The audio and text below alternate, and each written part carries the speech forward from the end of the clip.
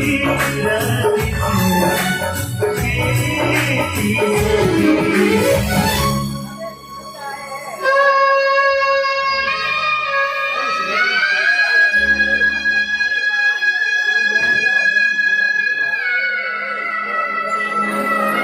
মুই বহুত কিছু প্রতিঘাত দেবার কথা নিয়েছি মতা শুনিবে তুমি পবিত্র যদি সেটি সন্তোষ নকরা তাহলে এমিতি গোটে বড় নিষ্পত্তি নেব কাহিঁকি ଆପଣ ନିଜ ଜନ୍ମ କଲା আরে গরম পড়লে হাত পটকা হয়ে যায় ঘর পড়েনি କି ତମେ ବହୁତ ଭଲ କରି ଜାଣିଛ আরে বউ মারিকা কোন ভাসিলা তোর তো কোন খিয়া খিয়া ছুয়া যে বউ তোর নিয়াতি দরকার তাছাড়া দিনে না দিনে তো বউ মরিব না নেই সেটা কোন মশান দিয়ে তো বউপুর ধরে নিয়ে আসিবু କିନ୍ତୁ ବାପା তো বাপ্পা তো বঞ্চিছিলি না আরে তোর বড় অসুবিধা হচ্ছিল যে বউ আজ্ঞা বউকে নিজ হাতে নিজ সংসারটাকে ভাঙি দেবে ଇଏ ବୋଲି ସ୍ତ୍ରୀ ହେଇ ସ୍ୱାମୀ ସମସ୍ତଙ୍କୁ ଧିକ୍କାର କରିବ সে তো কিছু ভুল কথা কইনি তুই হিসাবে তার স্বামীর অধিকার দাবি করছিলা বউ হিসাবে এ ঘর ପାଇଁ সংস্কারের কথা কହୁଥିଲା ଆଉ ମା ହିସାବରେ ସେ ତାଙ୍କ ବଂଶ ରଖିତେ ଉଚିତ କର୍ତ୍ତବ୍ୟ କରିଛି ଏମିତି ଉଚିତ କର୍ତ୍ତବ୍ୟ ମାନବୀ ଆଉ କହିଲେ ସେ କହିଲା ପାପ ସମ୍ପର୍କ କରି ମୂର୍ଖ ତୁ ହଉଛୁ ମହାମୂର୍ଖ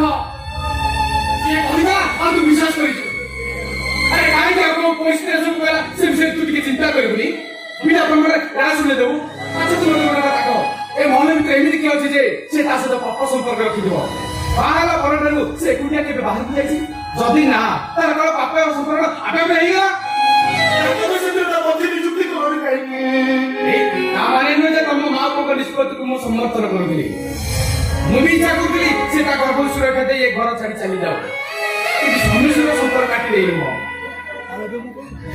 ଆମେ ବୁଝି କଣ କରିବୁ ପ୍ରଥମେ ମଦ ନବ ବିଷୟକୁ ତତେ ଦୂରେ ଦେବାକୁ ପଡିବ ଆମେ ସଚେତନ କରିନେ ତାହେଲେ ମଦ ତତେ ଯୋଉଦିନ ସମ୍ପୂର୍ଣ୍ଣ ହ୍ରାସ କରିଯିବ ଆଉ ତ କିଛି କରିପାରିବୁନି ମୋ ଶେଷକୁ ସାଥୀ କରି ତୁ ମରିଯିବୁ ତୁ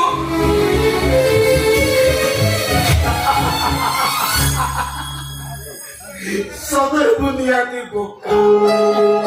ବନ୍ଧୁକ ଗୁଳି ଆଉ କାନ୍ଧୁକ ମାନେ ମୋ କାନ୍ଧ ଉପରେ ବନ୍ଧୁକ ରଖି ଆଉ ସେଥିପାଇଁ ମୁଁ ହେଇକି ଦୋଷୀ ଅପରାଧୀ ଆରେ ମୁଁ ତ ଅପରାଧରେ ଫାଶୀ ଦୌଡ଼ିବାରେ ପରିଶ୍ରମୀ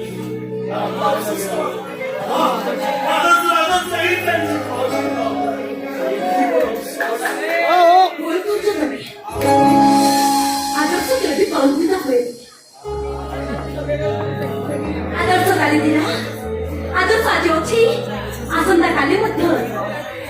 অবশিষ্ট ভাবনার এক মিছ প্রকরিকা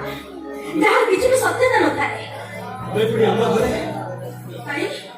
ମୁଁ ତମ ଘରକୁ ଆସିପାରିବିନି ନା ମୋ ଉପସ୍ଥିତିକୁ ତମେ ଇଚ୍ଛା କରୁନ ତମେ ତ ସେତେବେଳେ ସୁଖ ସ୍ୱପ୍ନରେ ବୁଡ଼ି ରହିଥିଲ ଏଠିକି ଆସି ତମକୁ କଷ୍ଟ ଦେଇଥାନ୍ତି କାହିଁକି ଦୁଃଖ ସମୟରେ ଦୁଃଖ ବଚନ କରିବାକୁ ସେୟା ତ ଆଶା କରିକି ଏଠିକି ଆସିଛି ହେଲେ ଯିଏ ଦୁଃଖୀ ତାଙ୍କ ଦୁଃଖକୁ ଲାଘବ କରିବା ପାଇଁ ଇଚ୍ଛା କରି ମୋ ଆଡକୁ ହାତ ବଢେଇଲେ ସିନା ଆବଶ୍ୟକ ନାହିଁ ଯେଉଁ ହାତ ମନ ଧରି ଶାନ୍ତିର ଠିକଣା ପାଇ ସାରିଛି ସେଇ ହାତ ଆଉ ଥରେ ପୁଣି ଅଶାନ୍ତିର ଠିକଣାରେ ପହଞ୍ଚି ପାରିବ ତମେ କ୍ଷମା କର ସେମିତି ଭାବରେ ଭାବେ ମୁଖାମି ସେମିତି ମୁଖାମି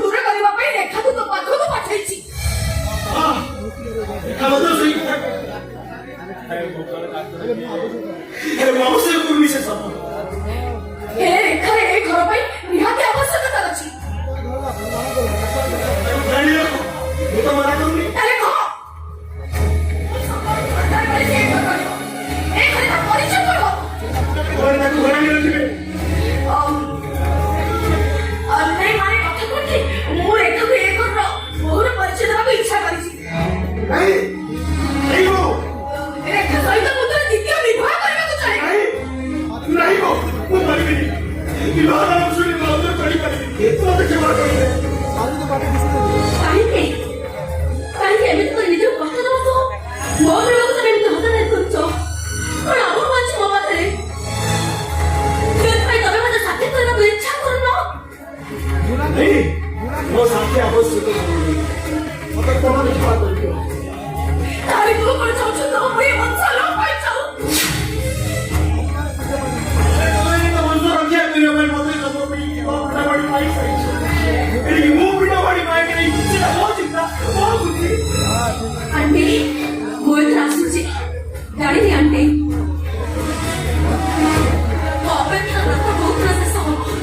ଯଦି ତା ପୂର୍ବରୁ ମୁଁ କିଛି ଭୁଲ କରିଦିଏ କିଛି ଭୁଲ ନିଷ୍ପତ୍ତି ନେଇଯାଏ ତାହେଲେ ଆପଣ କେବେ ମତେ ଦୋଷ ଦେବେନି ସେଥିପାଇଁ ଆପଣ ମତେ କ୍ଷମା କରିଦେବେ ମୁଁ ଆସୁଛି ଆଣ୍ଟି ତପସ୍ୟା ଘରକୁ ପୁଣି ଥରେ ଫେରି ଆଣିବା ପାଇଁ ତୁ କଣ ଅଭ୍ୟାସ ରଖିଛୁ ଆଇଲୁ ସେଭଳି ଉଦ୍ଧତ ନାରୀକୁ ମୋ ଘରକୁ ଆଣିବି ତାଛଡ଼ା ତୁ ଶୁଣିପାରିଲୁ ନିଜ ଚରିତ୍ରକୁ ବଳିଷ୍ଠ କରି ଯାଇଛି ଯେତେବେଳେ ତାକୁ ପୁଣି ଘରକୁ ଆଣିବି କେମିତି ତପସ୍ୟାକୁ ମନୋରଞ୍ଜନ ପାଶରେ କ୍ଷମା କରିବେ